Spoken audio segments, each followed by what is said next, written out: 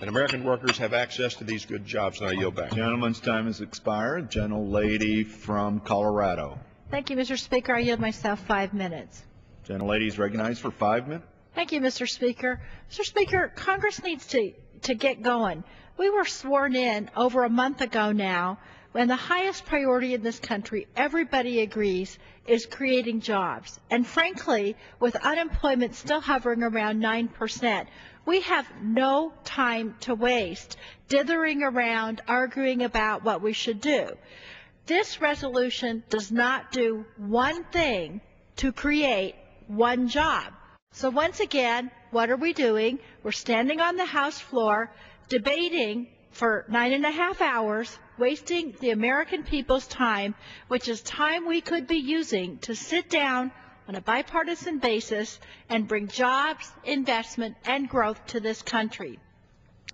What we're doing here is time-consuming, but it really means nothing in the end. It's a resolution.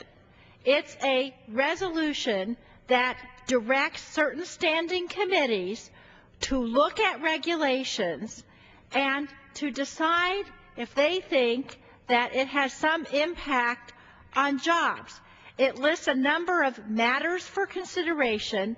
It gives no deadline by which the committees have to investigate these issues. It gives no standards for the various matters for consideration, including impede private sector job creation, etc. So you can bet we'll have long debates over each one of those criteria. But then, what's most unbelievable about this resolution, it really doesn't say what we should do about it. Let's say all the committees meet month after month, determining day after day after hearing that there's some impeding on business. Then what do they do? And that's what's so frustrating, because the American people want us to, they don't want more review, inventory, or compilation of regulations.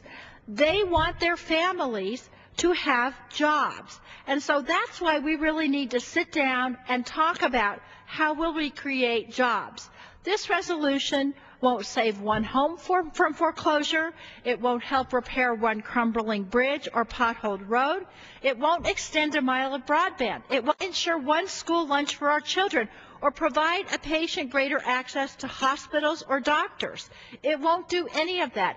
And what's worse, Mr. Speaker, as we take this debate on today, we need to remember the committees are already bound by the rules of the House to provide proper oversight. We don't need 2 days to debate a resolution telling the committees what they already have a constitutional duty to do. And frankly, I'm concerned too, because there's nothing this Congress has done to date to give us any indication that the majority intends to spend any time creating jobs. We had 7 hours of debate on a bill to repeal health care, which everybody knows is not going anywhere in the other body, and which doesn't create one job. This week, to date, it's Thursday, we've passed exactly one piece of legislation. And today, we're done voting for the day. So while at the same time this resolution does nothing to create jobs and nothing, frankly, to make Congress expeditiously use its already existing regulatory oversight, it neglects the fact that laws and regulations can be important to protect our constituents' health. For example, when we had insufficient laws and regulations to deal with outbreaks of foodborne illness, we acted on a bipartisan basis to reduce 76 million foodborne illnesses, 300,000 hospitalizations, and 5,000 deaths a year in the United States. This type of regulation and oversight is important. It keeps Americans safe, it reduces costs to our economy, and it ultimately helps save jobs. There are billions of dollars of lost productivity for workers, damages to our economy, and lost profits due to foodborne illness that this Congress acted in a bipartisan basis to reduce. And Mr. Speaker, I've introduced legislation Also, to foster development of a clear, predictable regulatory pathway that enables better approval of safe and effective products, and the support of regulatory research to promote the understanding of regenerative medicine. So these types of regulatory initiatives can actually help create jobs in the future and are a critical work of our part of our work in this body. Now look, there's nobody on either side of this aisle who thinks that we should have unnecessary, or I yield myself an additional minute. Gentlelady is recognized for a minute. An unnecessary or overly burdensome regulation. But that's not what this is about.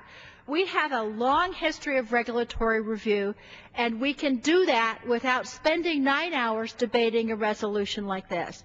A few hours ago, we all stood here and read the Constitution aloud together, and I'm sure everybody remembers that the authority for committees in this Congress to review and inventory regulations is already provided.